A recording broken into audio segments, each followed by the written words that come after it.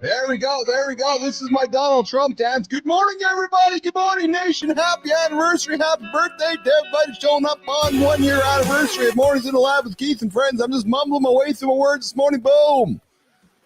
I feel like some Eminem rapping coming out this morning. Hey, good morning, everybody.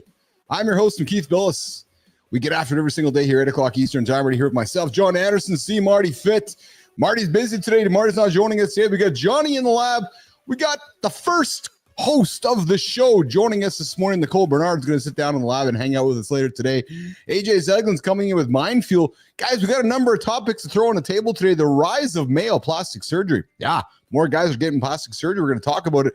And as well as boys, if you're not getting plastic surgery, apparently the men are wearing shapewear. Yes, y'all may have seen the big Kim Kardashian Skims blow-up doll in Times Square. Well, hey, men are throwing on the shapewear to look as fit as possible because they don't want to put the work in. Johnny, they're going to get the Ozempic. They're going to get all these weight loss drugs and they're putting the shapewear on to make themselves look all hot and attractive. And hey, we got something to talk about with sugar today. I found a video going to blow you guys away. I invite you to check that one out. The power of sugar, how it's wrecking our lives, especially when you see it visually. And we're going to talk about the surprising link between weight gain and back pain. And listen, some scientists dug the deepest hole ever, boys. And apparently they started hearing some terrifying sounds from the hole. We're going to get into that as well. Like I said, Nicole Bernard's coming in, and we're going to reflect on year one under the belt. Going to talk about it with Johnny and so forth throughout the hour here today, hour and a half. And Community Corner coming up. We're going to celebrate some folks in the Creator Spotlight. And what else we got going on today? Like I said, we got AJ coming in here. And if we got time, I got a topic to get into today. Our response to 12 things women may never understand about men. So Keith and Johnny can dig into that as well. Good morning. Good morning. Good morning, Holroyd. I see you there in the comments. No Marty today. Marty's busy here this morning. But Jimmy, let's bring on Johnny and see what's going on with the big dog here today. What's going on, my brother? How are you, pal? Good morning, brother. How are you? I'm fantastic. Thank you for asking. Yeah, 1 year under the belt, eager to get after it today, and just doing a lot of reflecting this morning, reflecting on the last year, reflecting on the next year. Yeah. You know, looking back is a funny thing. It is. As long as we're looking back to learn, we're good. But if we're looking back to, torture ourselves, that's where looking back really becomes a problem. Yeah, you know, that's such great advice, man. I have a sign in my gym here, my basement, that the last thing you see when you go up the stairs is a sign that says, the only time we look behind us is to see how far we come. Yeah. Yeah. I mean, I like the one where I tell myself that's good too. I like that, brother. I only look back when I need to learn. Yes. Oh yeah. Yeah. You know what? Because you think about it, we think about today and we think about tomorrow. Yes. And we're different than if we're constantly thinking about yesterday. Dude, I love that we're hanging here for a moment because I've been very reflective this morning, thinking about, because, you may have even heard me talk yesterday on the show. Like I had a completely different routine yesterday morning and even this morning, because if I don't make changes, I'm still going to get the same results. Right. So if I look back at the last 12 months, I got us here. I'm happy with where we're at here. But if I'm going to do the same thing for the next 12 months, and you know as well as anything, brother, because you've built things from scratch. You started 3 different careers from scratch: bodybuilder, weightlifter, strongman, like multiple different businesses, 100%. Yeah. And you know as well as I do that if you're doing this, like, after time, especially, the kind of things that we do, is that if you do the same things, you're going to get the same results, especially with weightlifting, eh? Like those, that's why I love weightlifting, because it's so raw and natural that, 2.5 pounds is 2.5 pounds. It's not 3, it's 2.5 pounds. So you can't negotiate. If you can't lift it, you can't lift it. You got to do things differently. So as I reflect on the last 12 months and I look towards the next 12 months, I think about, okay, so what have I learned? What do we got to change? What do we got to tweak? Because the reality is I've been around long enough. You've been around long enough. If you do the same thing, you're going to get the same results. It's just history, dude. It's absolute history. There's no rocket science behind it. Yeah, and then 100%. And then obviously is the concept of you're getting the results you want.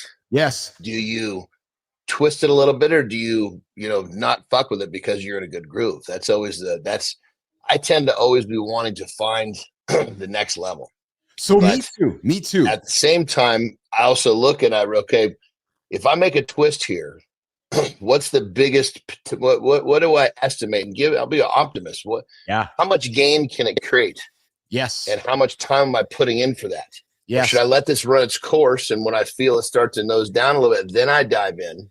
It's a hard thing to manage, not just, doing to do. You got to do for a purpose. Yes. I think well said. I think I'm pretty good at that.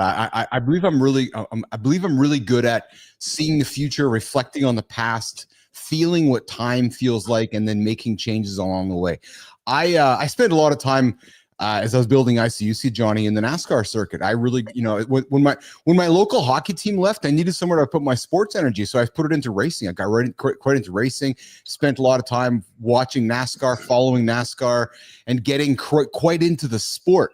But my point is this: I thoroughly enjoyed watching great teams go around the track and take those 20 lug nuts on a race car, 5 lug nuts per tire, and just fucking twist them like half an inch, and then go around the track and they go faster. Like, oh, we went faster by turning the lug nuts to 1/4 of an inch.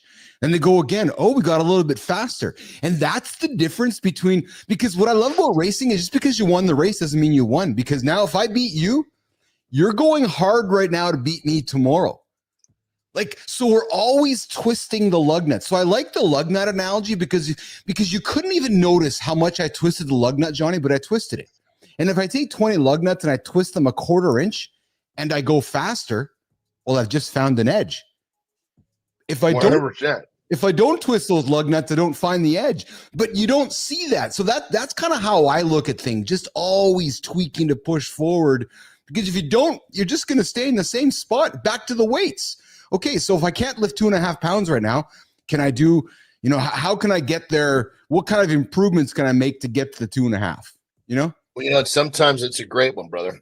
Sometimes people think, well, what can I do in the gym to get to this extra 2.5 pounds? What? Your effort needs to not be in the gym. Yeah. It needs to be on your sleep, needs to be on your diet. Yes. So sometimes you're wanting to fix A, but you got to go to B to get the answer. Yes. I love the 2.5 pound analogy. I use it with AJ so often, Johnny, because when you look at 2.5 pounds, like it's quite negligible, right? It's just a small little plate, right? But then when you go down on the bench and you go, I can do a 225 pound bench press, and you're all confident and cocky, and then you lift up this little fucking puny weight and you put it on the bar, and all of a sudden you can't do it. And it's so humbling because there's something so raw about something in your eyes, so minuscule, but you're like, oh, okay. It's so honest. I guess I got to go back to sleep. You know what I mean? Like, I love the 2.5 pounds because it keeps you so honest. You know what I mean?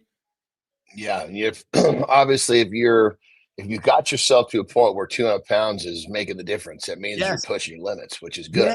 Yes, exactly. Exactly right. Speaking of limits, Jimmy, riding that line where you're constantly, where your limit is, you're trying to push past it. Well, it's back to the lug nut.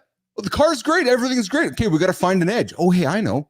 Let's just twist that lug nut a little tighter, a little more torque on it. Let's see what it does. Oh, we got faster because we torqued a little more, right? It's just, I love, it's just finding those little edges, just like I suspected. Hey, I got to get my protein in. Okay, I guess I'm crushing the egg with the shell on it because it's those finding the edges in life, right? So that's what I enjoy about it. Jimmy, speaking of edges, Johnny, I think you follow this fellow on Instagram. I think he seems pretty popular. JD Dunham, I think his name is.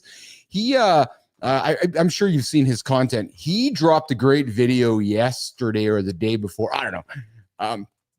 It references sugar. And I love the visual aid that he created around it because it's so impactful. Jimmy, let's run the video with sugar and Coca-Cola so we can just have a quick look at this. Oh, yeah. Are you ready for this one? Are you ready to talk more about sugar? Today we're going to talk about Coca-Cola.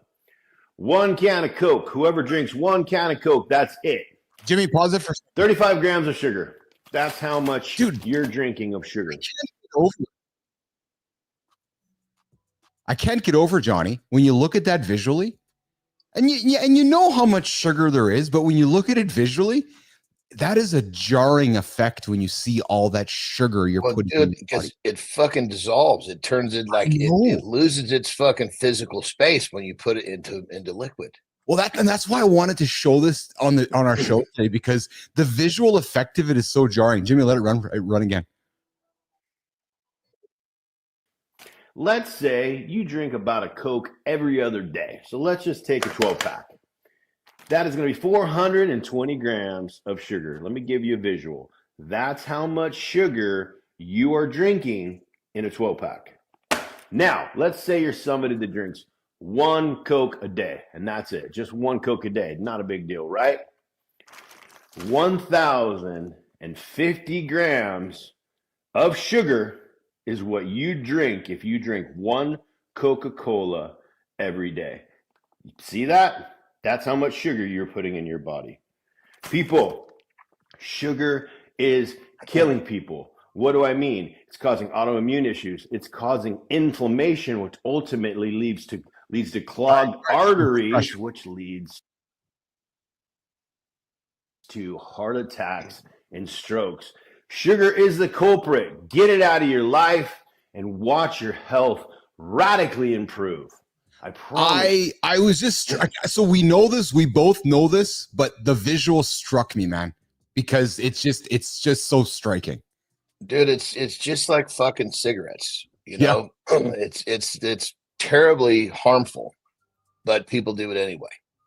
Yes. You know, it's just, it kind of blows me away in the fact that we know that sugar is this, you know, really, really harmful substance, let's call it. Yes. But yet people still just blindly continue to use it. What I enjoyed about the sugar video is that he's like, if you have a can of Coke for a whole year, and he showed all the sugar you'd consume. Dude, if you had a can of Coke all year and then you hit the snooze button all year, Keith and Johnny are beating you up, man. You're just behind. You're just way fucking behind. You're 2.5 days behind the other guy and all that sugar you've consumed in your body. But to many folks, I'm just calling it out. That's normal behavior. Well, I mean, you look at people who use that, you know, sodas or high, really, really, really intense sugary products. Yes. With cigarettes. Yes. And buying lottery tickets. Yes. And it's a breed of person that, generally speaking, is not going to get what he wants in life. Lottery tickets and cigarettes. Lottery tickets, cigarettes, and highly, highly sugared, you know, foods.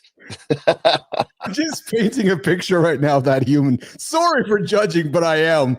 And Think about it. Some fucking guy walks into 7-Eleven, give me a lottery ticket, a pack of fucking smokes, and a big boy, you know, Coke. Yeah. And then where are you going? Where are you going, John? Oh, I'm going to the casino. Oh, of course you're going to the casino. Yeah, to play the fucking nickel slots. Yeah. You're going to the casino to play the nickel slots. Exactly it. All right, Jimmy, let's do the accountability check. And then we come back. Johnny, I got a few topics to throw on the table. Have some fun with this morning, man. Shapewear. Yeah, guys are wearing more shapewear than ever. You know, Skims and shit. What the fuck is shapewear? Yeah, I'm gonna have some fun with you coming up about this. All right, guys, listen. Forget the hacks. Ditch the endless strategies. You do not need another productivity app, and you definitely don't need any guru advice today. No, not on the 1-year anniversary of the show. You need to cut the noise. Yeah, everybody's busy stacking more tips, more tools, more fluff. But here's the twist. Growth isn't about adding, boys. It's about subtracting. Cut off the people who drain your focus. Mute accounts that kill your momentum. Drop beliefs that shrink your potential. Every distraction you eliminate, well, tell you what, it's going to clear that space for real growth. It's not about doing extra, boys. No, it's about making room for what actually counts. That is what keeps you accountable. That is what helps you achieve those big goals, those accountability goals. So listen, guys, ditch the endless strategies. Everybody's got a strategy for something. My advice, put the sugar away. Don't hit the snooze button. Get your ass out of bed and get after it. There's your accountability check in this morning on Mornings Live with Keith and Friends. Good morning, Flava Talks. Listen, you're just hanging out with us this morning. I invite you to subscribe to the channel. Only morning show for men. We get up, get the day started to help you guys get up and get your day started and so forth. That's what we do here. 8 o'clock Eastern time right here on X, YouTube, LinkedIn. And then we chop everything up and we put it all over the internets. We call it still the internets? On the social platforms and so forth. So, all right, listen, we talked sugar. You guys killing sugar. Man, those sugar visuals, Jimmy, killed me. That's awesome. That's awesome, Flava. Listen, we go live here at 8 o'clock. We invite conversations and so forth. We're going to have some conversations about shapewear. Flavor, you are shapewear. Jimmy, let's bring Johnny back up here. Gentlemen, would you wear shapewear? You're thinking, what? What is shapewear? It's no longer just for the ladies. In fact, men's shapewear is exploding onto the market, forecasted to grow. Are you talking like a fucking girdle type shit? By nearly 8% between now and 2030. Yes, Johnny, that's exactly what I'm talking to. So, Kim Kardashian has a very popular shapewear brand that she launched for females called Skims. And she now has the men's line part of it. She's partnered with Nike, I think it is. But guys, we're not just talking about appearance. This is about confidence, posture, and daily comfort. It's about feeling and performing at your absolute best every day. Johnny, listen to this, man. According to Grandview Research, the global shapewear market is set to reach $7 billion by 2030, growing at an annual rate of almost 8%. And men's shapewear specifically is a significant part of the growth. Why? Because men have discovered shapewear's power for instant improvements in body shape and in posture.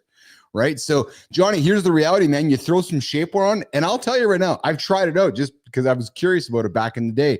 And, like Spanx or Skims, it just sucks your whole body in. Right. So guys that want a shortcut are going to buy shapewear. I'm assuming I know you've never put any shapewear on. Are you curious about this whole idea of shapewear? I just think that it's feeding a fucking problem, and it needs to be, rather than feed the problem, let's starve the problem. Yes.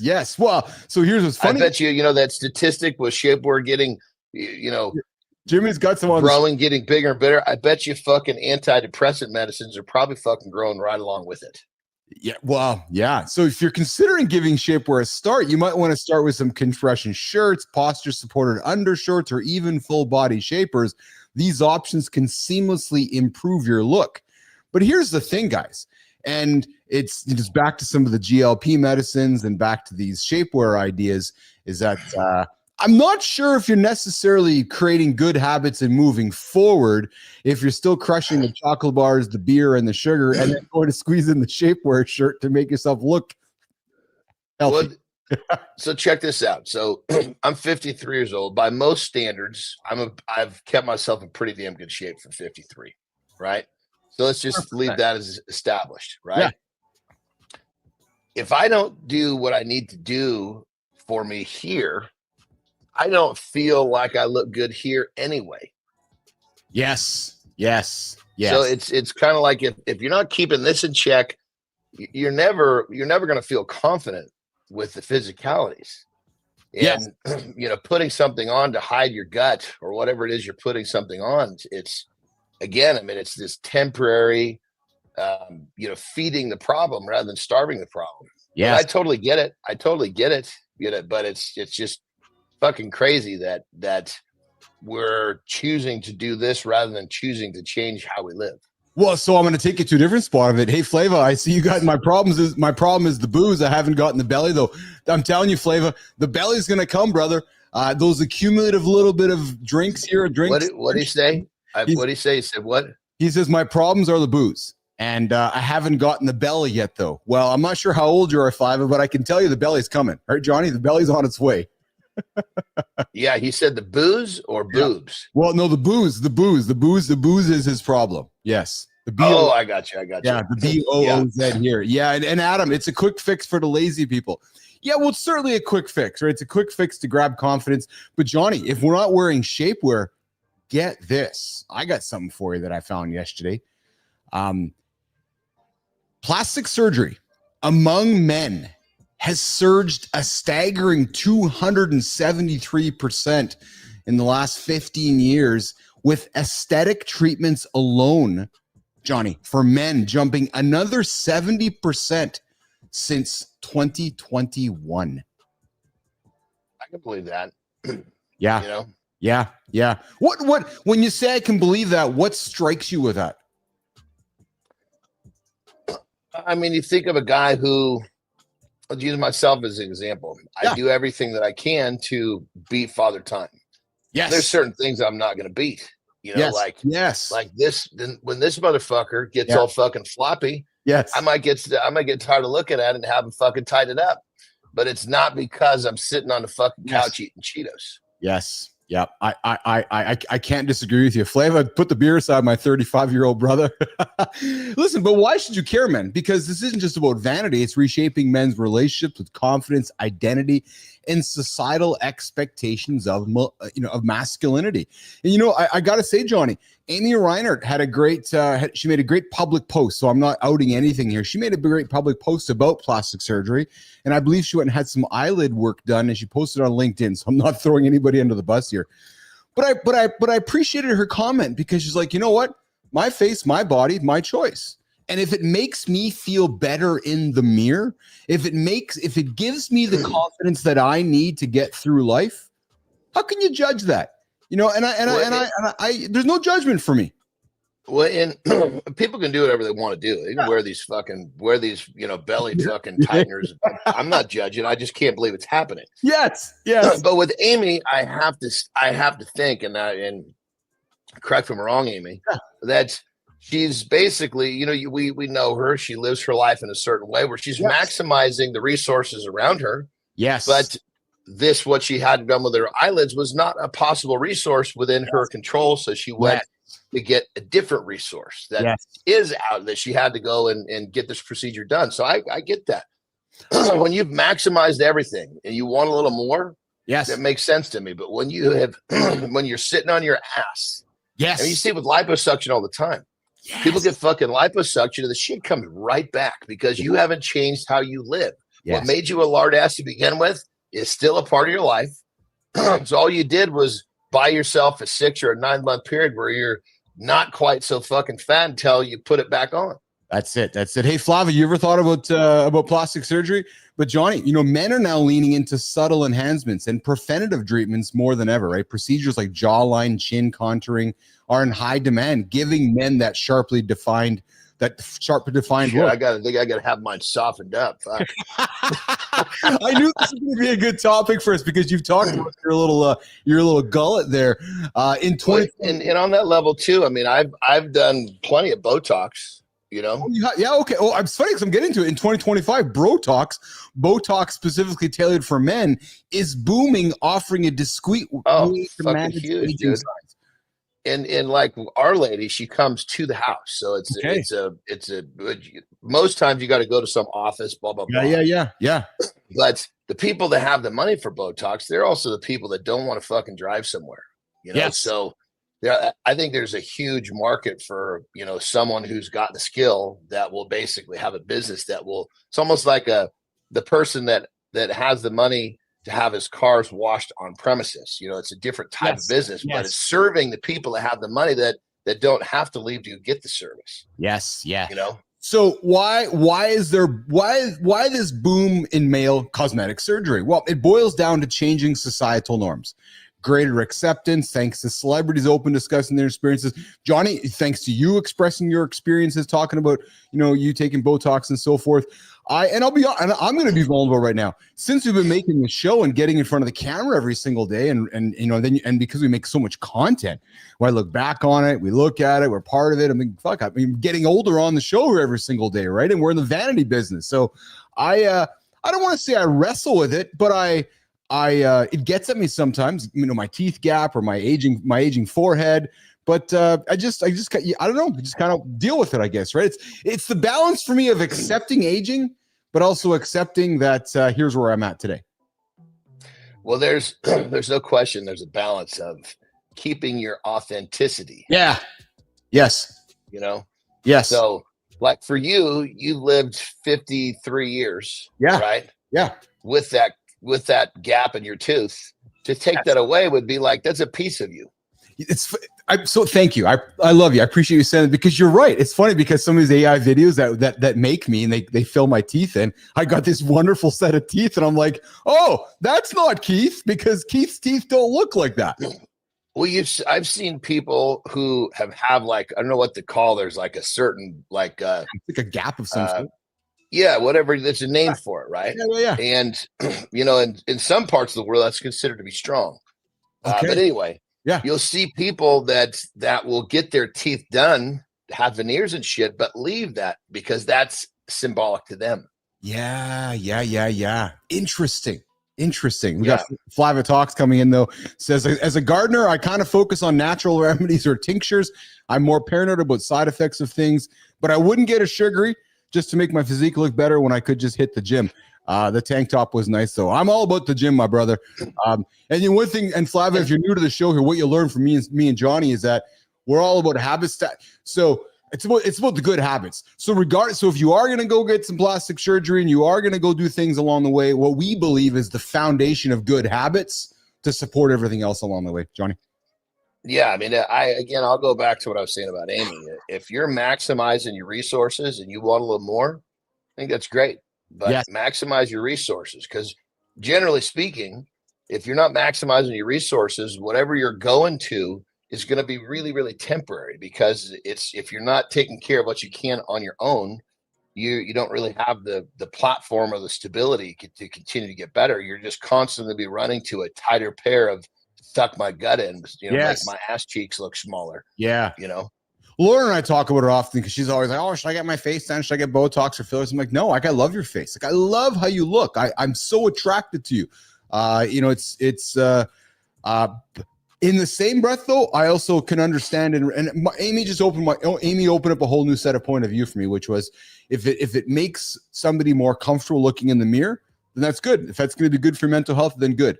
But as I always tell you gotta fucking own it too. Yeah. You get these fucking people that do it and then they're afraid to show.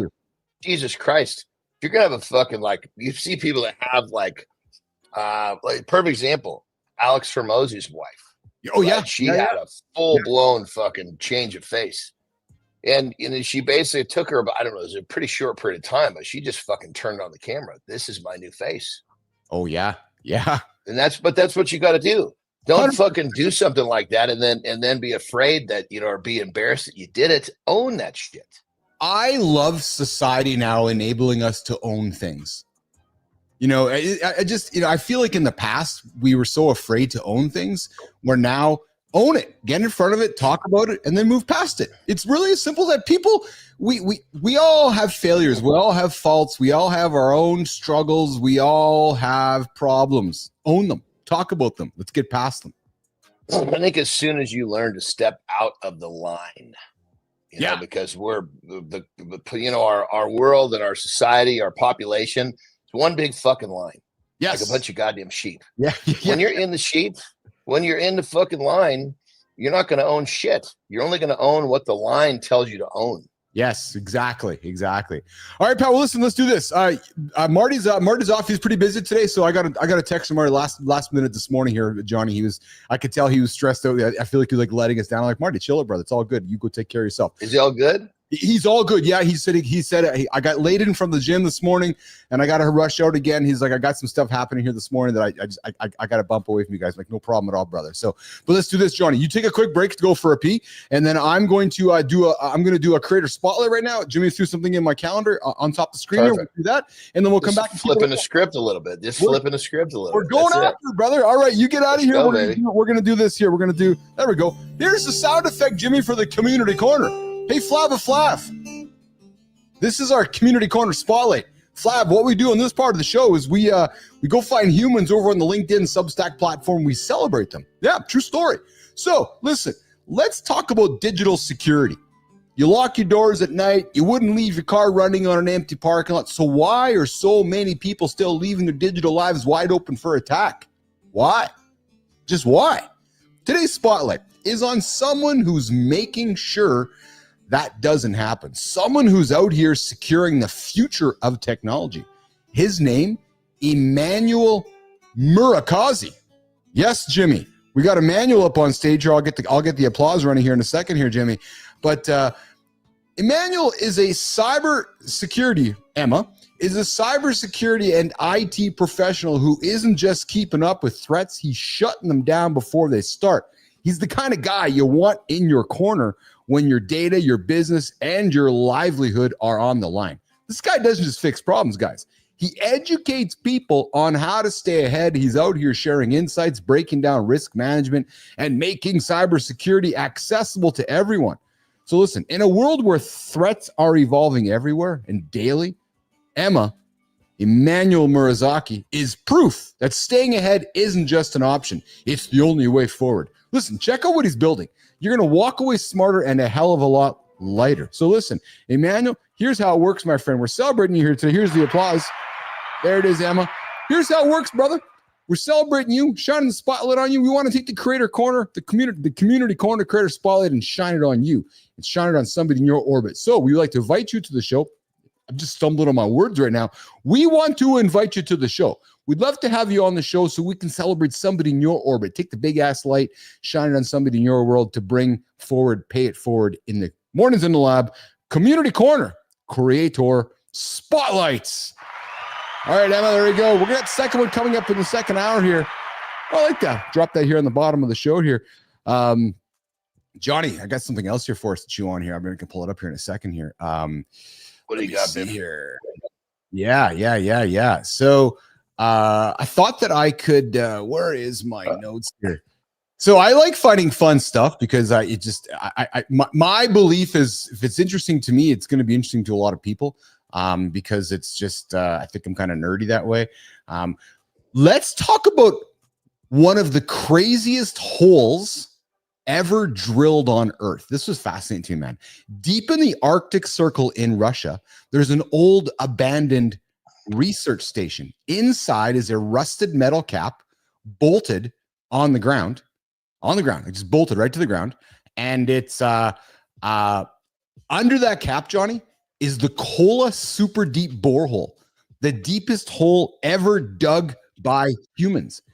They dug it over 40,000 feet down into Earth, 7.5 miles. When they started doing this, Johnny, they started drilling to see how far they could actually go. And then for 2 decades, they kept pushing. Then in 1989, they hit a problem. Not rock, not a secret underground civilization. They hit heat. They hit 356 degrees Fahrenheit, not enough to turn the rock into sticky. I'm sorry, it was hot enough to turn the rock into a sticky plastic-like mess. Drill bits started failing. Equipment couldn't handle it. They had to stop. And then, get this, my friend, they started hearing these sounds, these screams, these hollowed sounds from the bottom of this hole. And they thought there were these tortured souls crying out from the depths of hell. Tabloids ran with it. It was all over the news. Radio stations hyped it. People bought in. It was all what did it sound like again? It sounded like people screaming, like this death sounds, like they thought like they discovered this secret civilization. Really? Yes. And there were these hollow sounds coming from this hole. But here's the thing, is that scientists and people started getting quite curious about this whole thing and recognized quickly that the truth was it was total nonsense. First off, no microphone survives 350 degrees heat. So people were like, what's this? And then second, the so-called recording that people were blasting out across all these media platforms was straight out of a 1972 horror movie called Barren Blood. What scientists actually found, Johnny, was way more interesting. The heat was shocking. They expected that 200 degrees Fahrenheit, if it was nearly double that, turns out we still don't understand how heat moves through the Earth's crust. Water was found where it shouldn't be. Deep rock was saturated with water, proving it exists much deeper underground than we thought. And then they pulled up some microscopic fossils, 14 species of fossilized plankton, and no clear crust. Scientists expected to hit a hard shift where the crust meets the mantle. Didn't happen. Just broken rock. And then, Johnny, here's the kicker, man. They never even got close to the Earth's mantle. The crust alone was thicker and hotter than they expected. And then what happened was the Soviet Union collapsed, funding dried up, and now it just sits there as an empty well with a big hole in the ground, and nobody's doing anything. How big across is this hole? I don't know how big it is across. I don't have that stat Like here. like a person could fall in it, or is it something like this? I've seen a picture of it. No, it's actually quite wide. It's like a big mine hole. It's like a massive mine. With 40, like 6 feet across, or like 20 feet across? Like we're talking 20 feet across, like a massive. Oh, it's massive a big hole. fucker. Yeah, like you could drive a car in there accidentally, no problem. But then it goes 40,000 feet down into Earth. 7 some miles. That's crazy, man. Yeah, that's a hell of a long way to fall. That shit fascinates me because it puzzles me. It makes me curious. I gotta think you grew up with your dad or your bonus dad telling you that when you wanted something, or at least mine did. Hey, Dad, I want a pool. Okay, go take your shovel, go dig into the backyard, and you'll get to China one day, right? Like, just this whole idea of digging into the earth to get to the other side of the planet. I thought it was fascinating because we dig, but nobody's gotten past 40,000 feet. I mean, there's so much about this planet we don't understand. I know. Yes. It's crazy to me. Yes, Flava, it is. We only know what we know. If you put it in like a weird context, so like an oak tree, or say a redwood tree, these things live hundreds of years. Dude, right? Drive through them. But now a mosquito, his lifespan might be 48 hours. So the mosquito doesn't understand the span of the tree, right? Yeah. Now put that into other, it's like that thought process just runs wild. You know what human beings, we've been here such a short period. We know such little bit about this planet. Yeah. Well, and Flava comes in and says, we even gave up exploring the ocean. Well, not fully giving up, but there's so much funding going elsewhere. There's still no telling what's down there. You know what, Flava, you're so right. And it's funny, Johnny, because AJ is joining us here in a number of minutes. I laugh with AJ. AJ is afraid of the ocean. He's like, oh, fuck, man, I'm not going to the ocean. I'm like, why? Because I'm not jumping in the ocean. He goes, I don't know what's underneath the water. Like and it's funny because the under the water used to freak me out too. Yeah. I get it. Yeah. And he's like, I'm not jumping in the ocean because I have no idea what's on the other side of that water. And the ocean fascinates me too, man. I spent 3 days in a cage with white sharks in Southern Australian Ocean. And there was moments I found myself in the cage, Johnny, like just myself in the cage, looking around and having a moment going, holy fuck, man. I'm the only human being right now on the planet. Look around right here with all these sharks. Just me in the bottom of the ocean. Just look it up. It's just me in the ocean with sharks. It's kind of one of those moments you're like, it's a moment you have in your own head, I'll tell you, is what you have. Yeah, I mean, there's no question. I mean, and just the ocean itself, not to mention what lives in it, is so fucking powerful. Yes. I mean, when the ocean gets pissed off, nobody or nothing is safe. No, I know. Flavia, you still believe in mermen? Oh, mermen. Yeah, I have mermaids and mermen. Flavia's hanging out this morning talking about the mermaids. And Adam, yes, Jaws did that to so many people I know. If they can't see the bottom, they don't go in there for the water. Well, so Holroyd, I went, so when I did my shark diving expedition, I found, because I'm a nerd, I went and researched, I found Rodney Fox Expeditions out of Australia. Johnny, Rodney Fox was the principal photographer for the original Jaws movie. So no shit. He was shooting the principal photography and videography for the original Jaws movie. He got attacked by a shark. So and he had some major injuries from it. From that experience, he went and designed and invented the shark cage. And now he conducts shark diving expeditions off the coast of Australia with white sharks. So I went and found this company, found this dude, and got on their boats, and it was awesome, man. It was an incredible experience. I was out there for 3 days, 4 nights, 3 days, I guess it was. I spent time with 13 different sharks, had 53 different experiences with 13 different sharks, and sharks as big as a school bus. Yeah, that's massive. Oh, you know what's incredible is that, and you've seen big animals in your life, and even just big humans. It's the girth, eh? It's the mass that they take up, which really, because you see a picture of them, but until you see the mass of something, it's hard to wrap your head around how big something is. Yeah, it's very true. I mean, we see things in movies and pictures and videos, but Yes. it doesn't, in many cases, it's until you see it firsthand, it's just not the same. Yeah, no, there's because we have no context to the mass of something. And I see Flava coming. Hey, good morning, Benzie. I see you there, brother. Good to see you here. You changed the hour. Yeah, you slept in, Benzie. Flava, like I can see why certain animals of the sea look at us as friends, probably have other species that favor us a little. Exactly. Yeah. Yeah. Hey, so we kicked off the show talking about making bad decisions or accumulating decisions with sugar. Well, guys, I got something for you. Jimmy, here's the hook. Did you know that gaining just a few extra pounds over time can significantly increase your risk of severe back pain and disability? Seems obvious, but Johnny, groundbreaking research from Monash University, led by Professor Anita Wuka, has revealed that even modest weight gain, around 7 pounds over 5 years, so not a lot, but 5 pounds over, not even a pound a year, can substantially increase a man's risk of chronic back pain and disability. And if you think about it, that's such a heavy price to pay for something that seems so minor. Johnny. I'm going to go deeper into that. I'm going to think that 7 pounds is representative of a bunch of shit that's causing the problem. So he's looking at the what you're not doing anymore is creating the 7 pounds. And now we got the 7 pounds, and the 7 pounds is the problem. My gut would tell me that if someone gained 7 pounds, but they were living their life in a way that was happy and healthy, that we would have a different study. That 7 pounds would be carried differently. Yes.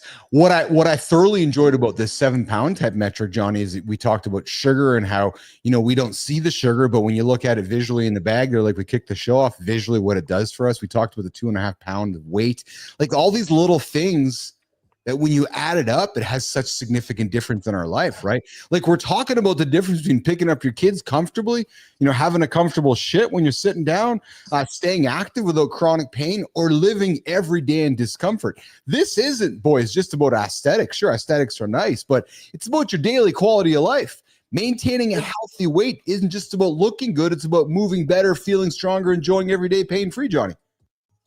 Sugar is the fastest way to put on body fat.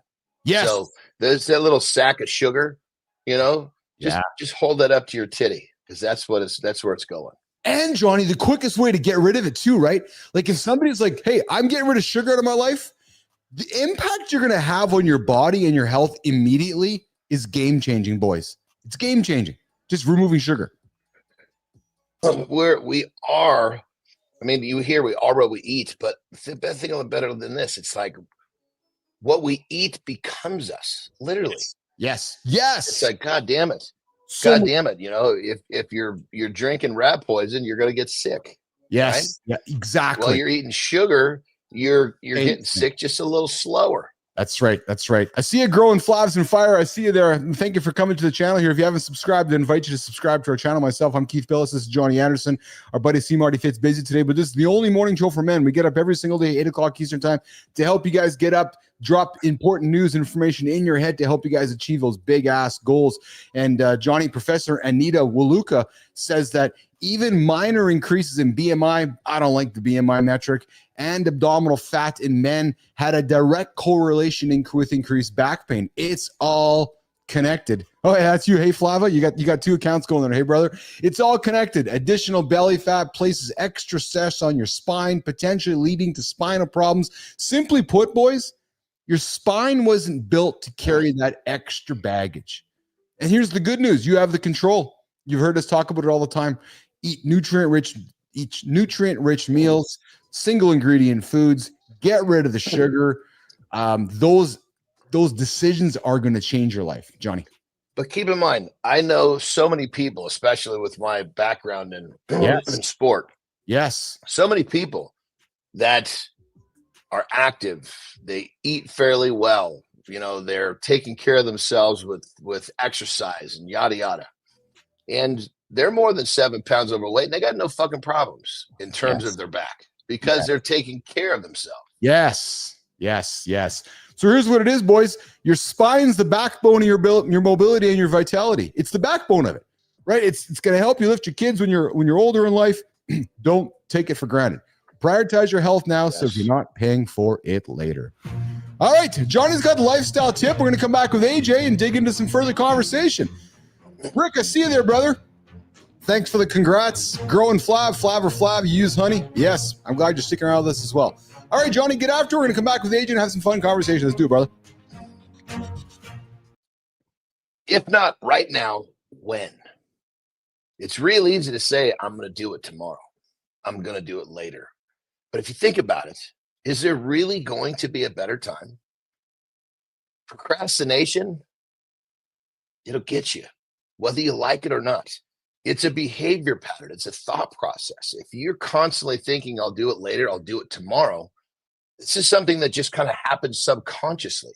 So if you've got the programming of procrastinating, think I'll do it later, I'll do it tomorrow, just change that around. Instead of thinking I'll do it later, I'll do it tomorrow, when you catch yourself and ask yourself the question, if not now, when? Because if you're going to do it tomorrow, if you're going to do it later, guess what? Tomorrow comes and you're going to say the same goddamn same thing to yourself. I'll do it later. I'll do it tomorrow. Pretty soon you wake up and all the cool shit you want to do with your life never happened. You got to look yourself in the mirror and realize, son of a bitch, I was going to do it later. I was going to do it tomorrow. So ask yourself a simple yet powerful question. If not now, when? Don't wait till tomorrow. Ask it today. Don't wait till next week. Ask it today. Because the answer, you know the answer. It's in your head. What's shaking, Mr. Zeglen?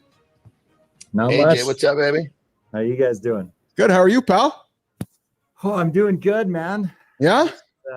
Yeah, just crushing it, just killing it every day.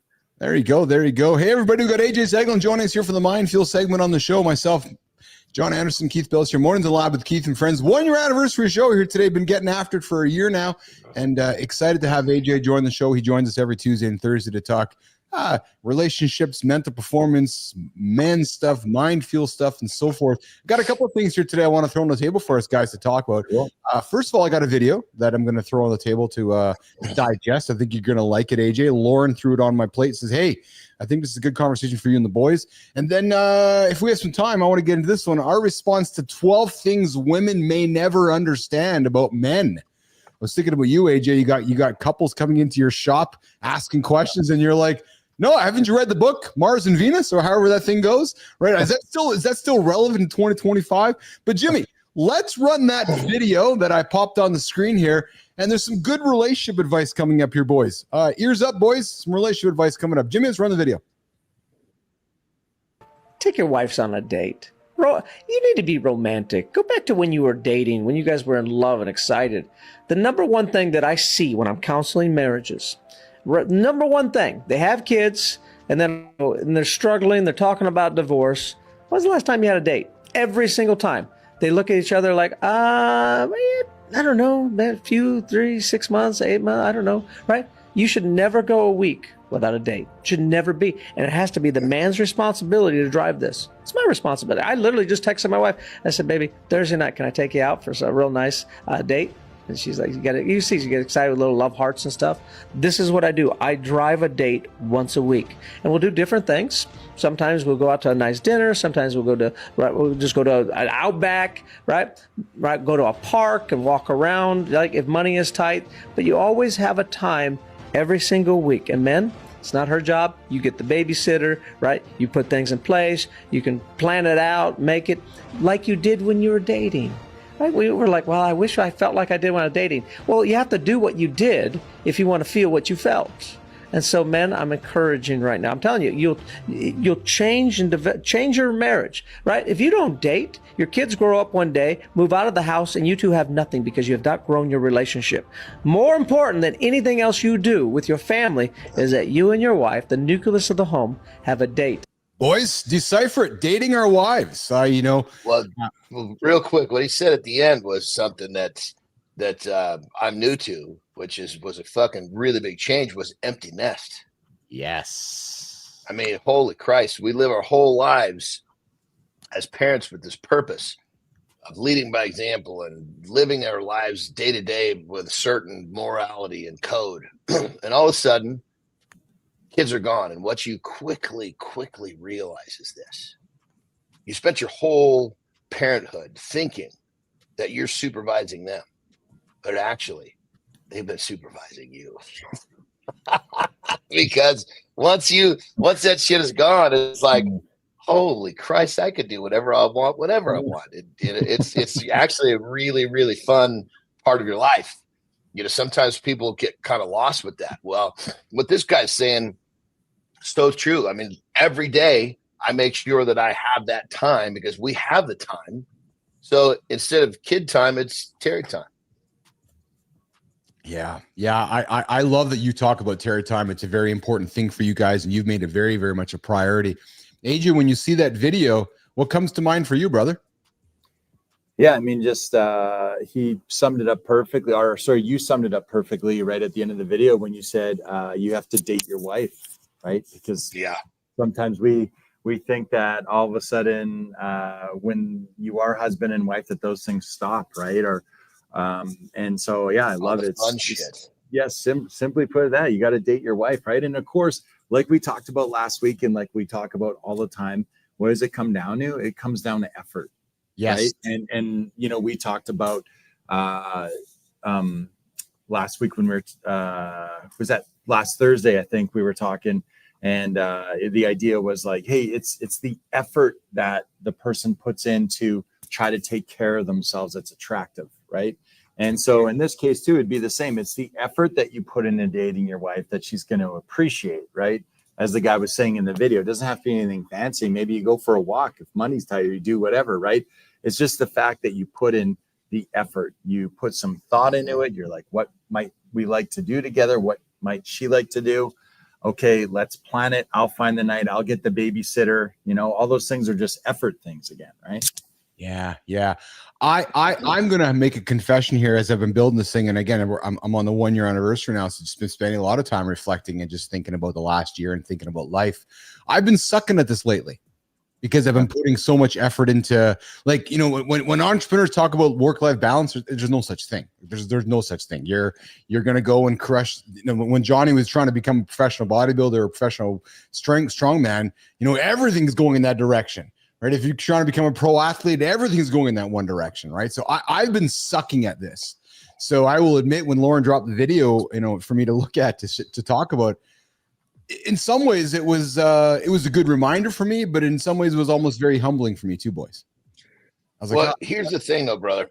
Here's the thing is that, you know, let's just get rid of the word balance. Right. Yes. It's just simply the fact that it's like, think of it like brushing your teeth. Yes. You don't fucking brush your teeth, you're gonna lose your fucking teeth. Yes. It takes 5 fucking minutes. Yes. Right? Yes. Well, in most cases, our wives are not asking for fucking 5 hours. They're asking for short periods of time. So give them that short period of time and be religious about it. Then they're not going to ask you for that fucking huge chunk that you don't have time for. Yeah. So I'm a big believer on the fact that we commit to everything. You know, granted, in these certain situations, there's less time for certain things, but there's always that little bit of time to connect. Yes. Yeah. Well, and I like the way that AJ frames it too. And even the video, I love that we're talking about this idea of effort, because that's really what we want, isn't it? That's just what it is, AJ, just showing that you care. Yeah, for sure. We absolutely. Well, your partner will put out, again, this is linking back to the terminology that the Gottman Institute uses, who's they're big on in the world of couples counseling, is your partner's going to put out bids for connection, right? They refer to them as bids. They're going to put out bids for connection numerous times a day, right? And a lot are really small and they're not that big, right? And it's just if we're meeting those, you know, so if you start paying attention, if you're a dude, start paying attention to your wife or your girlfriend or your partner, whoever it is, and start being like, oh yeah, is that a, they'll ask you a question, you might be driving down the road and they might be like, oh, those are nice flowers, right? And most of us were just like cruising and we're just like, whatever. Maybe we don't give a shit about flowers and we're just like, yeah, and just keep driving, right? But that was a bid for connection. They were throwing out a little bid for connection. They want you to be like, oh yeah, those do look really nice. Like I wonder what type of flowers those are, or something like that, right? These are good reminders, man. There's so many that we just pass over because we spend so much time with each other and you get complacent and you get used to it and you stop putting the effort in. And then all of a sudden it doesn't seem like a big deal, right? Oh, so I didn't notice the flowers, big deal, right? But those wear you down. It's that analogy, right? It's not the mountain, but the stone in your shoe that wears you down, right? And it's just eventually over time, if you're just missing these bids for connection day after day after day, it just kind of adds up and it just deteriorates the foundation of the relationship, right? Yeah. Dude, that's so good. That's so good. And my defense mechanism, me personally, is I have to remind myself, I have to be present with what I'm doing. Because if I'm not being present when I'm with her, then I'm guaranteed I'll miss those bids. Hell, I'll miss them sometimes anyway. But it's like when we're just so focused. I shouldn't say focused. We're so distracted, so we lose our focus. It's pretty weird. You think back 20 years ago, before social media and these handheld computers, it was so much easier to be present in what you were doing right here, right now, because there was no way to get to another situation electronically. Right. Well, yeah, because you can take yourself out of the present moment quite easily by having yourself invested in a digital device. So immediately you're not part of it. Do you want to spend time with the person standing in front of you or the person on the other end of this fucking screen? And because of that, we used to not have that option. So it was real fucking easy to focus on the person in front of you compared to today. Yes. Yeah. We got Ray Clody coming in with noticing the small things is a very big thing. He's so right. And we're all built for seeking connection, be there for them and be present. AJ, I never thought about it the way you presented it, which was every single day throughout the day, our partners are throwing, what did you say? Connect, what'd you call them? Bids.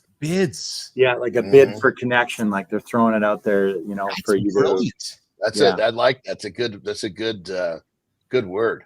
Yeah, because as you say, AJ, I'm reflecting on moments through my life when I know Lauren's throwing out bids at me, and I know there's times when I will just say it, I've either ignored them or I haven't paid attention to them. They've gone anywhere else, or I've missed them, or I've responded and kind of like oh yeah, the flowers over there, like in a really kind of like fucking like who am I? Yeah, dude. Me too, man. I remember what an eye-opening thing when you kind of change your perspective and your view on that. And I'm like, why am I acting annoyed by this question? Or why am I acting like I can't be bothered? The person that I love the most in this world is reaching out to me in a way saying that she wants to connect with me somehow. And I'm acting like as if I don't have time for it. And when it can be as simple as just giving a 3 or 4 word answer to let them know you're paying attention or that you're connected with what they're saying. Like the barrier for entry on it is so low. It's not like they're asking for a million things. You know what I mean? Yeah. And somehow I agree with you, Matt. Sometimes I'm like, dude, what am I doing? Like, how hard is that to put my phone down and look her in the eyes and be like, oh yeah, no, thanks. My day was good. It was busy, a little stressful. Like, how was your day? Instead of her being like, hey, how was your day? And I'm just like, oh, whatever, Well, because some of this shit in our lives just becomes like it's almost like, how was your day? It's almost like you're asking a question. Not so many people are really not interested in the answer. Right. Yeah. It's the bid. Too, yeah. Right, Johnny. It's the bid. It's she or I reaching out to you just to find a connection point. Like I really probably don't care what AJ is telling me. I just want to connect with AJ. I want to hear his voice. I want to hear what he has to say. I want to hear the tone of his voice. Right. And like, this has been a very humbling segment for me. Like I'm not even going to get to the 12 conversations because this has been really humbling for me because it's been a real reminder for me of wow, yeah, okay, and I've prided myself of using this show to make myself better as a human being every single day, hanging out with John and Marty and yourself, AJ and Jory. And this has been a humbling segment for me because, you know, it's not that difficult to give somebody we love, you know, and here's the other thing too, right? We sometimes we maybe tease our partners about their quirks or these little quirks that drive us nuts about our partners, when in reality, it's what I love the most about my partner. Yeah, dude. You know what I mean? I'll tell you, brother. I have so many fucking quirks. The last thing I'm gonna do is fucking throw a stone. You know? Fuck. You know, it's like I'm gonna talk about someone else's quirks. I'm a big fucking quirk. Yeah, right. Yes. But that's just an example for me where, you know, I might respond negatively because maybe she's saying something which I'm like, oh, fuck, really? But yet I'm like, no, that's the reason I love her. Why am I not leaning into that? AJ? Yeah, man, totally, man. And that's what makes us, and that's what makes us unique. And that's what makes, you know, it is those things, that those differences, that's what really attracts us to someone, right? Yes. So some of the common ones you might see, like, oh, you know, I'm physically attracted. This person's good looking. They got this or that. Yes. Yeah. So do a lot of people. There's a lot of people. You don't have to look far. You got the internet nowadays. You don't have to look very far to see people that look physically attractive. Right. There's tons. There's everywhere, right? So what's unique about them, right? That's obviously when you get to know their personality, their quirks, and their things about them, right? And then that's where it goes to, like, oh, this person's just not like, you know, attractive on the surface level, on the superficial level. Like there's these like interesting individual like things about them that are that really draw me in, right? And you're exactly right. Those are the things that probably made that connection in the first place, right? Like and I will say too, just as being people with families, that bid system isn't just relegated to the relationship that we have with our wives. It's with your kids all the time too. And I catch myself doing it sometimes too. Like, you get home, you're tired after a day or whatever, and your kids want something from you. They want to do something like that. It's not only that maybe they need help with something, but there's also a bid for connection there. And like you, Keith, just saying that, it's, you know, sometimes you have these moments for yourself where you self-reflect. I do that quite often with the kids, and I'm like, oh yeah, right. Like, hey, you know, Carter just turned 18. There's that stat out there that about 80% of the time that you spend with your kids in your life happen between 0 to 18, you know? And so when you view that and be like, hey, like on average, I've already spent about 80% of the time that I've spent with them my whole life that we're going to spend together has already happened, you know? And you're just like, okay, so when he reaches out, when he says, you know what I mean? Like, hey, Dad, what do you think of this? Or, hey, Dad, did you see the game last night? It's like, man, jump on that, all in, engage, converse, like that's meaningful stuff too, right? Outside of a relationship with our wife, but the ones with our kids too. The kids will throw out bids for you for your attention and your connection all the time. It's important that we recognize them. Yeah, Clody coming in here, AJ. With AJ, I've heard 75% of the time is spent by the age of 12. The reality is that as they get older, less and less, right? And all we got to do is look at our parents, right? How often we spend with our parents as we get older. Totally. Yeah. Yeah. Good discussion, man. I thoroughly enjoyed it. I did not expect it to go here. I know the video was gonna ignite a conversation. I'm really happy that it took us to where it did. It was a very much an eye-opener for me. It was a humbling conversation for me and a good reminder for me, and I think for all of us tuning in and for some post-show content here, that those bids are constantly happening and we can't ignore them, AJ? Absolutely. Yeah. And we're never perfect on them. I work with people. I tell people about this all the time. I still miss them all the time. But the fact is that you're aware of it. Your self-awareness has increased. And then I'm just like, oh shit, I missed an opportunity there. All right, man, I got to be better at it. And I just keep working on it. And some days I feel like I probably knock it out of the park. And some days I fall short. But the fact is that, I'm aware of it and I'm trying to do my best on it every day. What I love about this, though, boys, is that this is a great example of positively, proactively living life. What I mean by that is that if you just go through a life reacting and just letting things happen, you're missing out on so many things. This conversation is a great reminder that we got to be proactively living life, listening for cues, listening for bids. And it's not going to be perfect. It's just putting the effort every single day. It's hard, but it's putting in the effort. Yeah. Effort.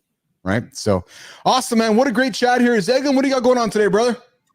I'm back in the gym with some hockey academies here right away. And then I am off to the sports center to there's a bunch of different teams and athletes and stuff that I work with. So I'm at the sports center this evening presenting to teams on mental health and performance. Nice. Oh, that's a good conversation tonight. Yeah. Nice. Great. That's awesome. Talking about growth mindset tonight is the ability to see the opportunity in every situation. Oh, yeah. So that's good.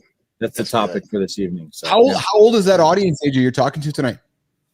So this one will be two groups. There'll be a U16 group and a U19 group. So, ages, all the way basically from 14 to 18. So ears and eyes beating out of your hands.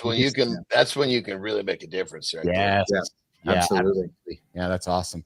All right, my brother. Well, listen, we always enjoy having you in here on Tuesdays and Thursdays with AJ Zeglen. I appreciate the conversation, brother. Thanks for enlightening us. Thanks for the good reminders and the humble reminders this morning. Right. Yeah, no, I love it. I always look forward to these talks. So. Beautiful. All right, pal. Yes. Listen, you enjoy your day today. We'll catch up later. Okay. Enjoy your talks, guys. Yes. Thank you, AJ. Have a good one, guys. All right, Zeglen's going to get out of here. I'm going to reset the show. Johnny's going to take off for a quick little couple-minute break, and then we'll come back towards wrapping it up, pal. Let's rock, baby. All right, Johnny's going to take a quick little break. Jimmy, we're going to reset, brother. We're going to reset the segment. I might be out of topics, Jimmy. I was like all proud of today's show, and let me see here. We got that one. We got that one. We got to that one. We got to that one. Yeah, geez, man. Just yeah, Jimmy, I saw she did get the invites. I just got a note from her.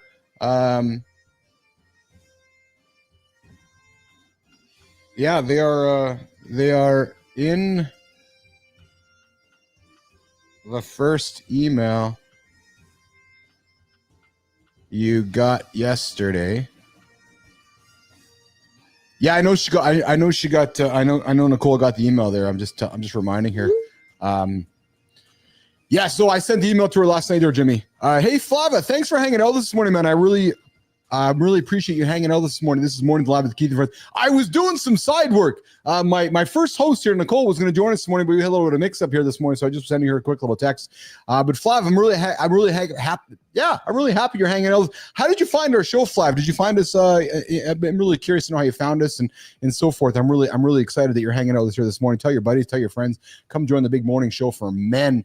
The only morning show to help you guys get your ass out of bed. This is the evolution of live men's conversation. Yes, Rick, we did do daylight savings time. It's I don't know why the world still does it, Ricky. I think that we need to make some changes to that. We don't talk about it much with Anderson because Anderson's like, shit, if you're gonna get stuck with 1 hour, what the hell's a 1 hour gonna do? So we don't talk about daylight savings on the show here with Johnny. Oh, he's back on the screen right now, Cody. So it's the you think about it, how does 1 hour create so much fucking havoc for people? It's incredible how it does, though, brother. Like it's just. Like twice a year when it's daylight savings time and then it's not daylight savings time, people just all get their knickers in a knot. I'm going to be very vulnerable and frank right now. Since I've started this show, I'm like, fuck it. The hour does not matter to me anymore. It actually doesn't fucking matter. No. Well, and here's the thing. You don't even have to keep track of it anymore because all of our fucking phones do it all of our clocks do it by themselves. Yes. It's only a fucking clock on a microwave you got to worry about, for Christ's sake. I mean, I get it. Before it was like everybody calling everybody, like my mom used to call me, hey, remember, blah, blah, blah. Because there was, it didn't happen now it just happens by itself. It does happen by itself. It absolutely does happen by itself. And, but yet we all get our knickers in a knot and the world goes to hell in a handbasket and it just turns into this learned behavior is what it is. It absolutely the next generation, they're not going to have this problem because they haven't had problems from it. Yes. Hey, Growing Flaves. I love topics about health and self-improvement. That's what we talk about here on the show, brother. Again, the reason Keith and Johnny get up is we get up, we do this show here. We find content, we find news, we find conversational topics that'll help move our lives forward. Some of the beliefs we have, we believe that you got to have non-negotiables. You got to start your day taking care of yourself. We're big believers of habit stacking. Good habits chase good habits. Oh, Johnny, I got a good topic coming up. I think I'm going to put on the table for tomorrow about habit stacking and some recent research around that, because I know you're a huge fan of that, and I've really been listening and leaning into that topic since we've been hanging out here. So Flav, we talk improvement, we talk about health, we talk about all these different things to help move our lives forward is the key point of our show. And Johnny, Rick, I got a question for you. Clody has a question for you, Anderson. What time do you go to bed at night, Johnny? 8 o'clock. 8 o'clock. And he's quite religious with that too. 8 o'clock. Yeah, I pretty much go to bed. I've been going to bed at 8 o'clock for fucking decades. The only switch in that was when I was wrestling, because my schedule got, then just take the number away.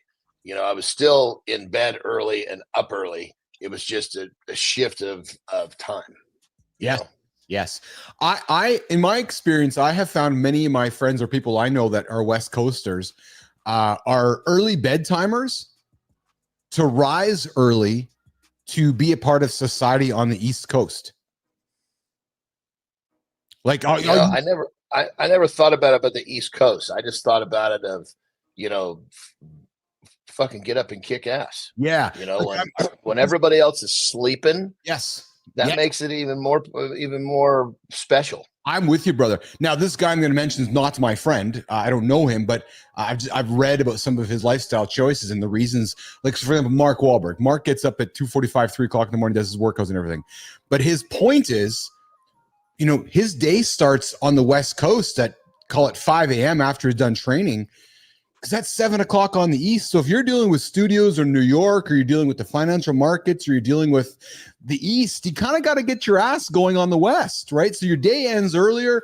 I was talking John Kraske. Like, John Kraske gets his morning started early because, of his connections and contacts in the eastern part of the world, right? So there's a purpose for that, where folks will close it off early to start the day early, so you can work and communicate with the East. Well, and the thing that my philosophy behind going to bed early was the fact that after 8 o'clock, let's just say from 8 to 10, 8 to 11, whatever time you go there, that wasn't very high. The productivity of my life really went in the toilet. Yes. So from 8 to 11, you find yourself doing a lot of shit that you're not going to be doing. Yes. Fucking 3 in the morning, 4 in the morning. So when you wake up early in the morning, you're getting a jump start on the day, and pretty rarely are you going to wake up and go fucking lay on the couch and watch a movie at 3:34 in the morning. Yes. Well, and Clody, you're right. That's why he doesn't give a shit about daylight savings time. Well, and Growing Flavs come in, Johnny, and we're just talking about it. I'm an early bird. Also, one habit that I'm trying to stop is eating late at night. Yes, Flav. So, brother, hang out with us here on the morning show, my friend, and then think about us in the evening, because as Johnny said, I'm on the same page with that. I have been working really diligently that after 8 o'clock, 9 o'clock, not eating, going to bed, because after 8 till 10, there's no good decisions that are happening. There's none at all. Actually. How's this, dude? Let me just throw a quick tip at you. So you plan when your last meal is supposed to be. Eat that meal. Yeah. Right? If you're having trouble after that and you're not supposed to eat. Yeah. You're ready to eat something. Count to 100. When you get to 100, if you still want to eat that, go ahead. The odds are counting to 100 you'll have time enough to talk yourself off the ledge. Yes. Yeah. Dude, Simple. Love your habit stacking tricks, man. It's so always dropping nuggets. So Flav, so Growing Flav, here's something for you to consider, brother, as you go through your evening tonight. So Flav, I got an invite for you, pal. As you go through your day today, he's talking, he says, I grew up eating dinner at 5 o'clock faithfully every day, and I'm up at 3 o'clock every morning. So Flav, here's something for you to consider, brother. As you go through your day today, think about your evening, or find me on LinkedIn, or find Johnny on Instagram, text us, whatever it is. Have your last meal, and then think about joining us tomorrow morning. It'll get you through your evening, man. I use this show to keep me accountable through the whole day, because I got such a routine now, right? Like, Johnny? And then also too, think about this: is that you know you're not supposed to eat, and you're going to eat. It's a self-sabotaging behavior. Yes. Well, you basically what you're going to do, like perfect example. If I ever find myself standing in front of the fridge, like fucking dipshit, when after my last meal's up, I'm usually not hungry. I'm fucking bored. Yes. If I find myself, it happens. Yes. I know that I have to go sit down on my reading chair and read for 10 minutes because now I've switched from self-sabotaging to self-improvement. I put my brain in a different spot. I'm not going to do something dumb at that point. Oh, so hang with me for a second. So you walk over to the fridge, because I do it too, brother. You look at it. I just said, God damn it. You did it again. Close, go get your book. I did it last night. I ended up with my cup of water because that's usually when I don't use the 100 trick, but I'll walk over, I'll open it up and I'll look, and then I'll say to myself, what are you fucking doing, man? Like, what are you doing? And then I'll go and so the fridge, attach something to that. The counting would be you've got the fucking food in front of you. You're ready to eat it. Yes. So the fridge is like that's an earlier catch. Like, so if you're there, fuck. Yeah. I just cost now I need to go read for 10 minutes. Right? Yes. Or whatever it is, the opposite of the self-sabotaging behavior. You know, at nighttime, I wouldn't suggest, doing push-ups or something because might make it hard to go to sleep. Yes. But when you replace the self-sabotaging behavior with a self-improvement behavior, the odds are you're not going to want to fuck up after that. Yes. We got some comments coming. Rick, drinking water when I want a snack is another hack. Yeah, I like that one. I do that too, Rick. I will grab water. And you know what I've done too, Johnny, rightly or wrongly, replacing, it's the better choice. Instead of me grabbing crap in the evenings, we typically have grapes in the fridge. I like my grapes, a good textured grape. I know high glycemic, I know fructose, I know sugar, but it's a better choice for me than the other shit I was putting in my mouth. So it's not uncommon for me to grab some water, maybe grab a couple of handfuls of grapes, but then that satiates me. It gives me what I need. And then the plan is just to get rid of the grapes eventually.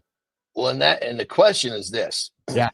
What was his name? We got Flav. Yeah, Flav. There we go.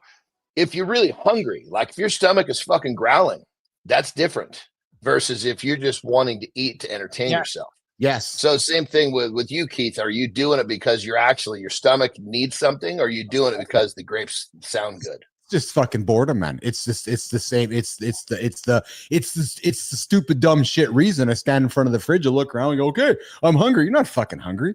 It's just this habit of, okay, 8 o'clock, I should go put something in my belly. So the next step is you're going to replace those grapes with a hard-boiled egg, a plain hard-boiled egg. Yes. If you really need it and you're hungry, that egg will look good. If you're not hungry, that egg doesn't look very good right now. Well, it's because you're not hungry. But you just basically figured it out. So right. And again, I talk about this show has changed my life because I go up and eat eggs all the time now because of you. I go upstairs and I'm like, okay, I'm not hungry, but I am kind of hungry. I'm going to have an egg. And I eat the egg, and it's good for me. It's great. I crushed the egg. I've never eaten more eggs in my life since this damn show, actually. Well, now what you got to do is you got to take a hard-boiled egg, and put it in the bag with the grapes. Oh, if you open up that bag for the grapes, you reach in there. Eggs. There's my egg. Yes, There's my egg. Oh, Dan, Rick Cody. You know, Rick, I gotta freeze the grapes. I should try some freeze grapes. That's probably kind of fun, actually. Why do you try? Why do you try grapes? Do you eat too many of them, sugar wise? No, you know what, Flav? I don't know. I just enjoy the texture of the grape, and the grape has been a good way for me to move away from my other bad choices. Because bad choices for me were chocolate or sugar or snacky kind of choices. And I'm not typically a snacker. I don't eat chips, and my snacks, like you, Johnny, is sugar.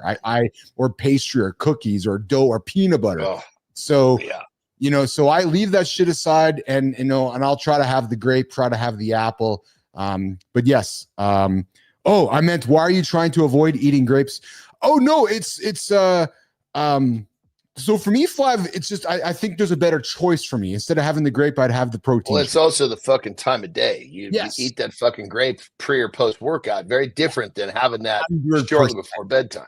Yes, that's exactly it. That's exactly it. So, but again, nobody's perfect, right? And we live our single days with intention and creating awareness and just trying to make good choices every single day. Rick, Cody, and the thing about what we're talking about here, brother, I think that we need to point out is it's day-to-day self-awareness. Yes. We don't look like in my journaling every morning. The first thing I'm going to write down, I call it the purge, the removal.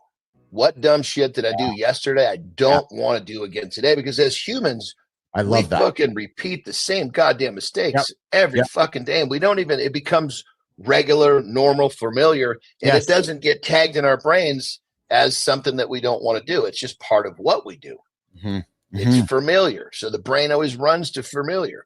But when you do just a few seconds of inventory of yesterday, like we talk about looking back, I'm learning from yesterday. That's a perfect example. Yes. And when you write that down and you actually make it present in your conscious mind, it'll actually get into your subconscious mind, and eventually this whole thing just kind of starts happening by itself. Yes. Yeah. Adam Holroyd comes in and joins. Here's a good one. I do that with dates. I get the real bad sugar cravings before bed.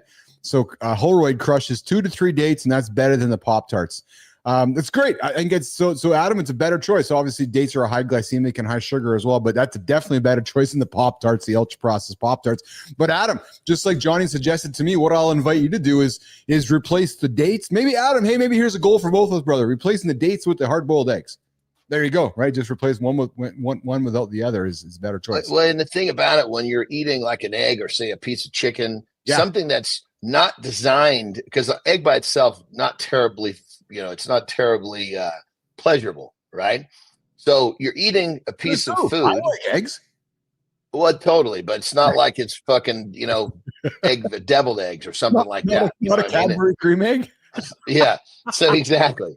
So when you think about replacing food or putting food in a position where if you're really hungry, it will look good, and that's a really helpful gauge.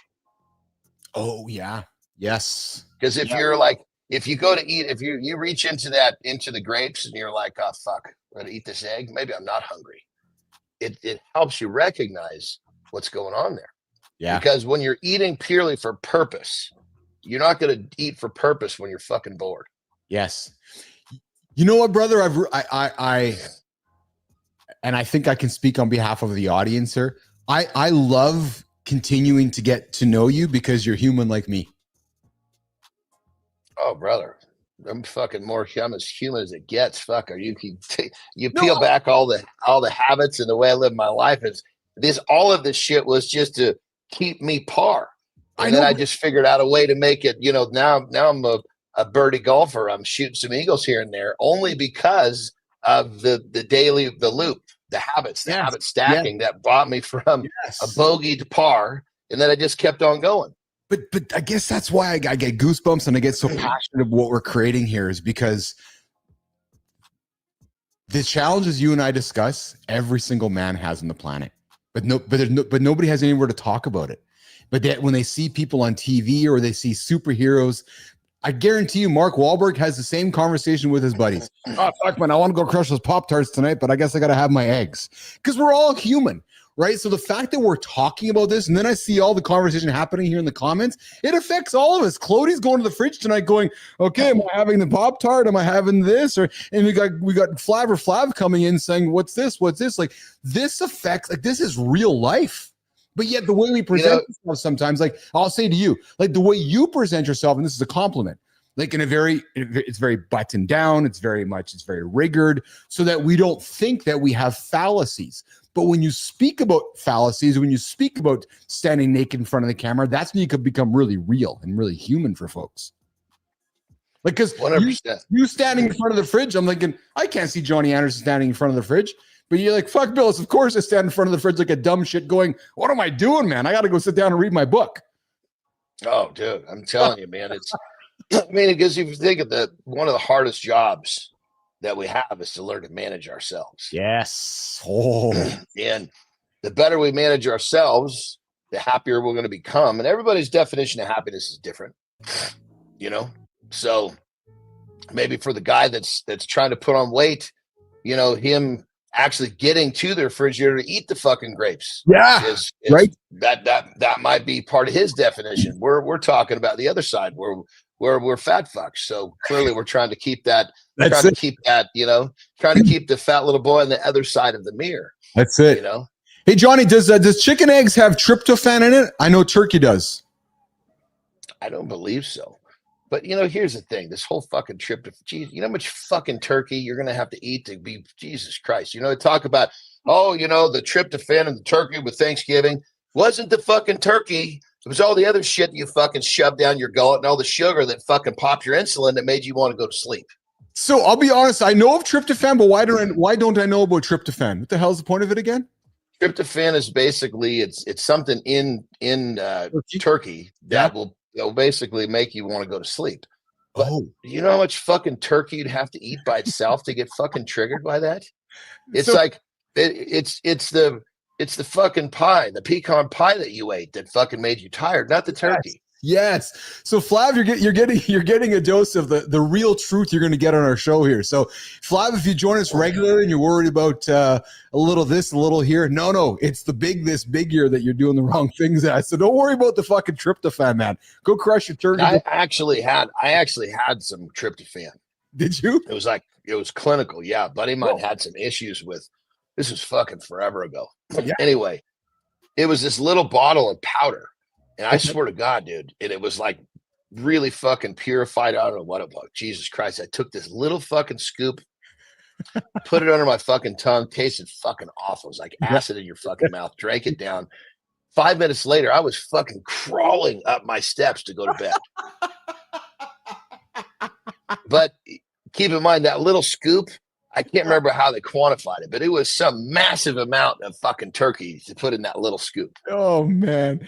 Oh yes. And Flav, you're not crazy. No, Johnny validated for you. And Holroyd, you're right. It's not turkey. It's the slab of mashed potatoes that's causing you to go to bed. And yeah, Clody, you're right. That sweet potato casserole with marshmallows that got you. Yeah. It's the insulin that you popped your insulin with all the sugar shit and you're blaming it on the fucking turkey. Isn't that the way it works?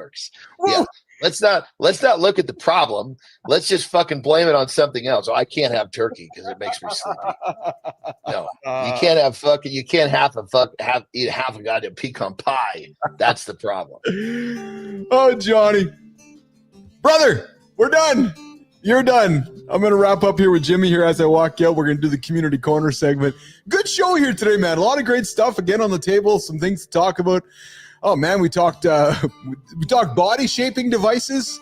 We talked plastic surgery. Good one. We offered some stuff up. We had a good conversation about dating our wives on the show with AJ this morning as well. We teased a little bit about the 1 year stuff underneath our break here. We talked a lot about tryptophan and foods and making good choices and habit stacking.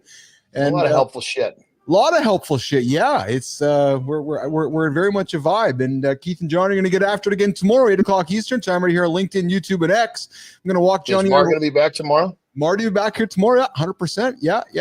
I still don't know what was going on with him. Clearly some good shit, but I'm still in the blue. Well, so I got to be honest with you, I'm kind of in the blue right now too, because I know that when Johnny and myself and Flav, Johnny's got to leave. I'll be sticking around here for a little bit. Marty said to me, he's like, "Hey, I got some stuff here," and then I haven't heard the update since his last little chatter on Friday. You can read all between the lines and all this, but I'm thinking it's good. So I didn't hear from him yesterday. So I'm kind of in the blue as well. I know that he was heading in a certain direction, and he had to have a number of conversations read between the lines. I'm gonna lean on tomorrow. Get a little bit of direction. 100%. Yes, do that actually, and we'll see what he's got for us tomorrow for sure. That's it. All right, brother. We'll have a killer loop, man. Thanks, brother. You too. You have a great one. I always enjoyed our conversation. We'll get after it tomorrow again. Okay, pal? You got it, my brother. All right, Johnny's out of here, boys. Johnny Anderson, the big boy from California, the guy who lifts heavy things up. Hey, Flav, is there a link to your LinkedIn? Yes, go find me, Keith Billis. You can find me on LinkedIn. Please come connect me, brother. I thoroughly enjoyed you hanging out here on the show. We're not going anywhere just yet. We got probably 5 or 10 minutes to get here to wrap the show up. This part of the show here, we like to continue celebrating other human beings. And as you guys saw at the first hour here, we celebrated somebody over on a LinkedIn platform. We're going to celebrate somebody now on the Substack platform. So we're going to get to that in a quick second here. Just going to pull up my link. So growing.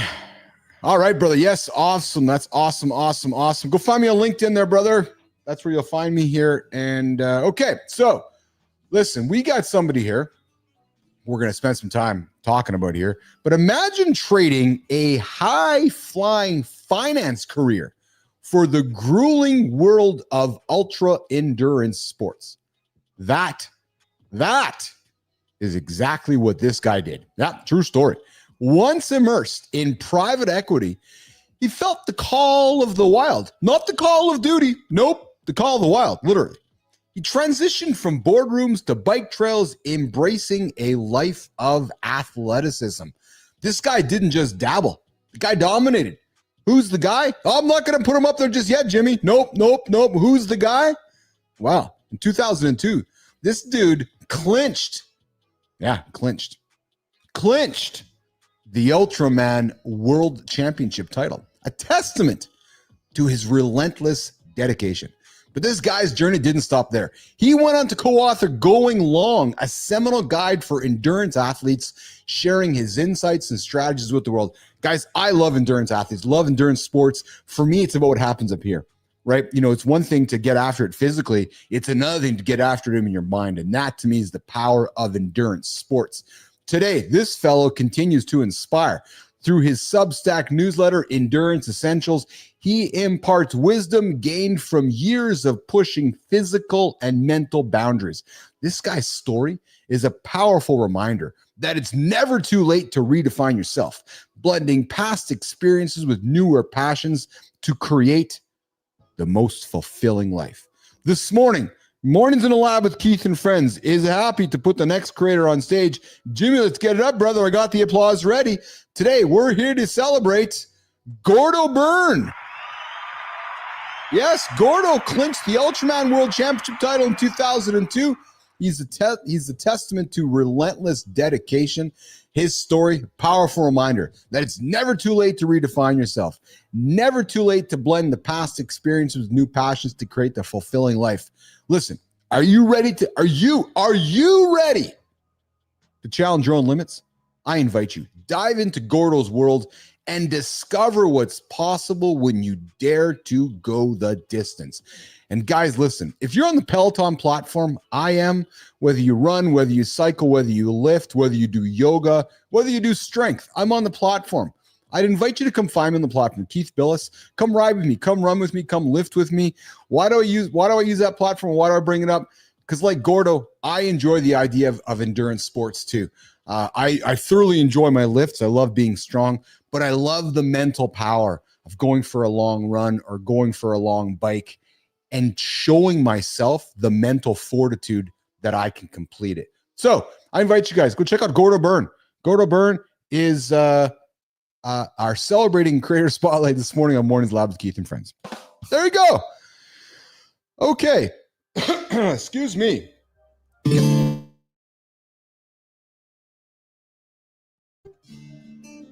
I think I'm stuck on the screen there. No, I'm not stuck there. So, Jimmy, I guess we're done. Yeah, I guess we're done. Although, let me just see one thing here quickly, guys. I want to see if I got something here for you guys. I think that I might want to just quickly do this. Yeah, you know, Jimmy, we're going to do this here, pal. We're going to wrap it up with this last segment here. I want to do a little bit of reflection. On the last year before we say goodbye, Jim. Guys, have you ever wondered what happens when you commit to doing just one more thing every single day? Every single day, just one more thing. Because today, guys, we're celebrating that special milestone. This morning is the 1-year anniversary of Mornings in the Lab with Keith and Friends. And it's also my mom's birthday. Happy birthday, Mom. I'll never forget this day because it's your birthday. It's my anniversary on the show here. But guys, I want to talk for a few minutes about the last year and why it matters to you and why it matters to me and what I've learned along the way. These insights that I've learned matter because they've shown us how small, getting up at 4 a.m., getting up at 3:30 a.m., 5 a.m., showing us these small, consistent actions lead to extraordinary transformations, impacting lives in profound ways, from personal growth to professional breakthroughs. That's the point of this show. I'm going to tell you this. Throughout the year, accountability has been our anchor. McQuillan, thanks, brother. Congratulations, 1 year. Great way to start today. Hey, Mike, I appreciate you joining us, brother. I sincerely appreciate you being a member of the community. I appreciate you hanging out with us in the mornings. I appreciate your comments. I appreciate you being on the show. Like I said, we got to get you back here coming up here soon. But guys, I got to tell you that throughout the year, accountability has been our anchor. I started the show because of accountability. It's the hardest thing for all of us, you know, and when I leaned out to Nicole Bernard there about a year ago, said, hey, I'm looking to do a morning show. And she's like, hey, I'm looking for an accountability partner. I said, hey, why don't we do this show? So we started this morning show based around the idea of accountability, getting up, being here every single morning for you guys, trusting, building trust, giving you guys information, giving you guys nuggets, habit stacks, new tricks, new techniques to move through your day, to help you reach big, audacious goals. We've spent time learning from neuroscience people, personal stories, guests that have come throughout the whole year, that consistent incremental actions, the essence of our whole idea of just one more, compounds into remarkable change. You hear us talk often on this show about making accumulative bad decisions, how they add up to negative impacts in our life. We try to talk about positive decisions every single day on this show. We've also spent time in the last year spotlighting men's wellness, addressing issues from fitness to mental health, driving home the importance of friendship, focus, and community. You know, the Business Athlete Performance Lab, we talk about this idea, this mindset of to succeed in business, you got to succeed as a human athlete, as a business athlete first. So guys, as you go through your day today, I would invite you, as we've been talking about this whole show, identify that one thing, just one, that you can consistently commit to doing daily. And maybe making this show part of your habits is that one thing. What you're going to get from us is constant accountability, constant techniques, words, inspiration to move forward every single day. Maybe by joining us every single morning, you're motivated to do one more call, one more rep at the gym, or one more moment of reflection. Maybe the show is that single commitment that will shape your entire trajectory. Listen, if you're struggling with bad habits, this show could help you create good habits. So, as you go through your day, ask yourself, what's the one more? What's the one small action that you're willing to commit to every day starting today? We're going to be here in a year from now. So, I invite you to hang out with me for the next year in the 260 some odd shows. Follow me on LinkedIn. Come find us on YouTube. And share it with all of us about what's holding yourselves accountable. And I got to tell you guys, we wouldn't be here without you. Having you guys subscribe to the channel, join the comments. When I started the show, I had a prediction. My prediction was that the last bit of macro cultural time that we spend together as human beings is the morning. You know, I grew up racing through the day to get to, Thursday night at 7:00 to watch Friends or Seinfeld or or an event that we all could watch together so we could all talk about it the next day. Well, those moments are largely gone in a world of on-demand content and attention being grabbed constantly. But what you're finding here with this show is a live conversation happening daily, Monday to Friday, 8:00 Eastern time. Your comments are invited. The creators that join us, the guests that join us, we've all built this together, you guys. I've simply been the shepherd. I've been the shepherd. So Flavs, I'm really glad you joined us here this morning, and I hope you got a good taste of what we talk about, and I hope you'll come back and join us again. And I'm going to remind you guys and invite you guys, as we step into year 2, remember this. Remember what I'm going to say next. You're never far from greatness. You never are. It lies in the next choice, the next action, your next one more. So as I go through my next year building this business, I invite you to embrace your one more. Embrace your own accountability. Let's embrace this together. So let's sit back, dig in for the next year of Mornings in the Lab with Keith and Friends, where mediocrity for us, never an option. Rather moving forward or moving forward. Always planning that next step. So, on behalf of myself, John Anderson, C. Marty Fit, producer Jimmy on the buttons. Yeah, producer Jimmy on the buttons. Melissa behind the scenes. And all of you hanging out with us every single day. Haha. Flav, I love that comment, brother. I'm giving you the last word. Love waking up to positivity like this. Flav, I appreciate you, man. Come find me on LinkedIn. Come back tomorrow. And listen, Flav, as you're going through your day today and you're going through your night tonight, at 8 o'clock, 9 o'clock tonight, as you're looking to crush the food, think about Uncle Keith over here. Think about the handsome chief.